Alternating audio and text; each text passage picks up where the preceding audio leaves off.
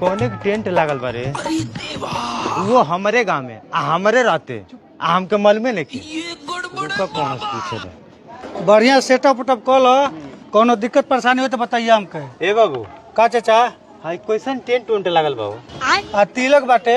तिलक बा हाँ कहाँ से आओ तो बाबू? अब चाचा ही तो नहीं बता पाए हम। अरे तबू जानकारी हो ना कहाँ से आता? नहीं चाचा हमके कुछ नहीं के जानकारी, हम टेंट वाला है। अच्छा टेंट वाला बा? हाँ चाचा। चलो ठीक बाबू। ए बाबू कहाँ से तिलक आओ तो बाबू?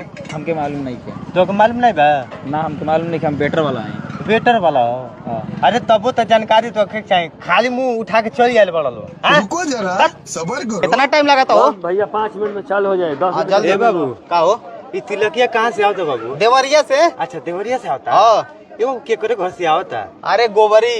अच्छा ये बाबू कह तनी नंबर उम्र मिल जाए का हमको? हाँ नंबर बा। तनी हमें डायल कर देबो हमको नंबर। अच्छा तो